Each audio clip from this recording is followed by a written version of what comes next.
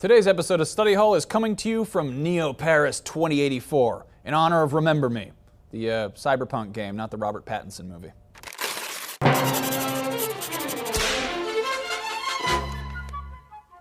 Hello and welcome back to another episode of Max Scoville's Study Hall, the show where I take a particular video game that you may or may not be interested in, and then talk about some other related pop culture that'll complement that particular game, and maybe even get you more interested in the game than you were initially.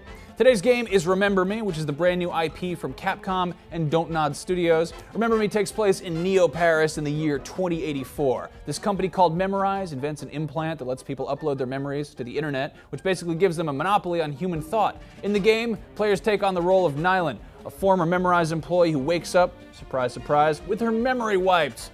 In spite of all the wacky, high-concept cyberpunk stuff going on in Remember Me, the game's creative director said that one of the harder selling points of the game for some publisher was the idea of a female protagonist.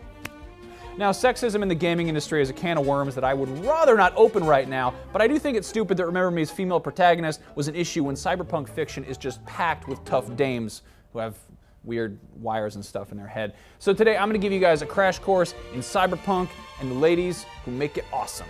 Starting with the least futuristic type of media out there, regular old books.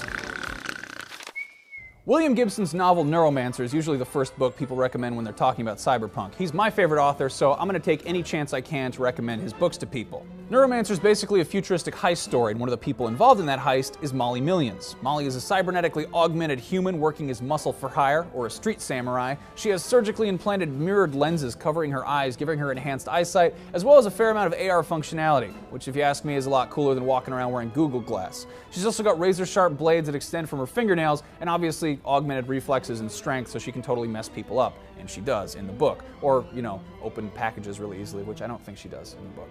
Neuromancer is the first book in the Sprawl trilogy, and Molly shows up a bit in the later books. Gibson's earlier writing can be a bit intimidating because he has this penchant for extremely detailed descriptions of everything. But if you want something a little bit easier to get into, Molly also appears in his short story Johnny Mnemonic, which is set in the same Sprawl universe. Johnny Mnemonic was adapted into a movie in 1995, which I'm not really crazy about, partially because Molly was replaced by some lady named Jane who just has normally non-reflective eyes. But Molly Millions, very cool cyberpunk lady. Also, weird fun fact, William Gibson has said that Molly's look was inspired by Chrissie Hynde from The Pretenders on their first album cover. Who would have thought The Pretenders are cyberpunk? That's so weird. Now, the other book that people usually recommend when talking about cyberpunk is Neil Stephenson's Snow Crash. And if Neuromancer is a heist novel, then I don't know how the hell to describe Snow Crash to you, but it's a lot of fun, and it's just as much satire as it is science fiction. Snow Crash's main hero and protagonist is actually a guy named Hero Protagonist, but his partner is a 15-year-old girl named YT, short for yours truly. YT is a skateboarding courier who gets around Los Angeles by harpooning cars on freeways with a tow cable and then cutting through traffic to deliver stuff for like the mafia and the FBI. It's hard to tell how much of YT's teenager slang is dated and how much of it's meant to be a parody of Valley Girl culture at the time, but if you giggle at the mention of the word poon, then you might have a hard time getting through this book with a straight face. She's talking about a harpoon, guys. It's nothing else, just grow up. Japan is usually pretty ahead of the curve in terms of technology, so it should be no surprise that they're also pretty ahead of the curve when it comes to fiction centered around technology. I could do an entire episode on cyberpunk Japanese pop culture, but you'll have to settle for just a couple favorites for now, starting with Ghost in the Shell. Ghost in the Shell, the movie, was some of the first Japanese anime I recall seeing for sale in America. I remember standing in the back corner of an HMV record store in like 1997, reading the back of the VHS box, and being really excited about the idea of a cartoon full of intense violence and nudity. So, you know, that was 1997, so there's a pretty good chance everyone's seen it by now. But if you haven't, get on that, because it's awesome and you are missing out. Ghost in the Shell's cyborg heroine, Major Motoko Kusanagi, has made quite a career for herself, tracking down rampant cyborgs and stuff like that, as the original movie has spawned a sequel, a spin-off series, Ghost in the Shell, standalone complex, several video games, and an upcoming 4-part video series called Ghost in the Shell Arise, which I don't think is even out yet in Japan, but that should be coming very soon to the States. Just recently, my girlfriend recommended one of her favorite manga/anime series to me, Battle Angel Alita, which is known as Ganmu in Japan, which apparently is a portmanteau of gun and dream. Okay.